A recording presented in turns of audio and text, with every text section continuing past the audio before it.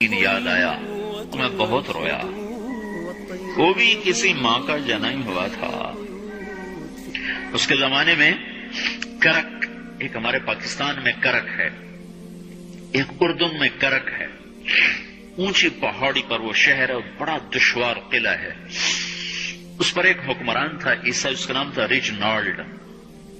تو کرک کے قریب سے قافلے گزرتے تھے حج کے، تو اس نے ایک دفعہ حاجیوں کے قافلے پہ حملہ کیا اور کہنے لگا بلاؤ اپنے محمد کو تمہاری مدد کرے، اور سارے حاجیوں کو تعطیق کر دیا۔ اور دوسری دفعہ اس نے بحری بیڑا تیار کیا اور مدینے پر حملہ کرنے کے لیے وہ بندرگاہ تک پہنچا ینبو کی، لیکن موسمی حالات سازگار نہ تھے تو واپس ہو گیا۔ تو حطین کی لڑائی ہوئی ہے فلسطین میں، جس میں سارا یورپ اپنی طاقت کے ساتھ میدان میں اترا تھا، اور ادھر تنہا صلاح الدین ایوبی رحمۃ اللہ علیہ اکیلا اس لشکر سے ٹکرایا تھا، اور انہیں اس میں ساری رومن امپائر کو شکست ہوئی تھی۔ تو بڑے بڑے بادشاہ اس میں گرفتار ہوئے، تو اس میں ریجنالڈ بھی گرفتار ہو کے آیا۔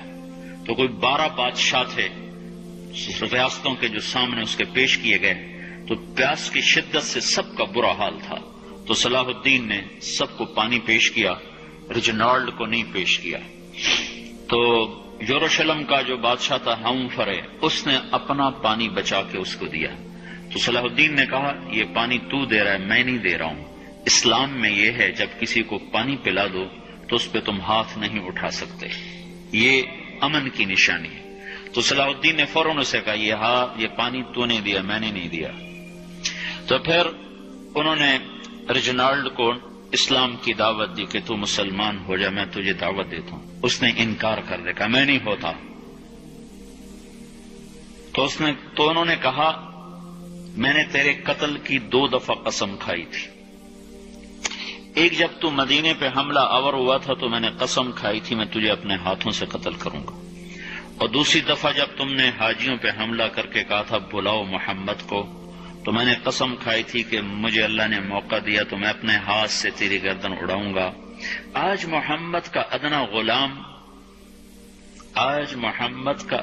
غلام تیری اس بات پر یہ فریضہ ادا کرنے کے لیے آ رہا ہے، اور اپنی تلوار سے اس کی گردن اڑائی، وہ پیچھے لٹک گئی، پوری نہیں اڑی، پیچھے لٹک گئی، خوفناک منظر بن گیا۔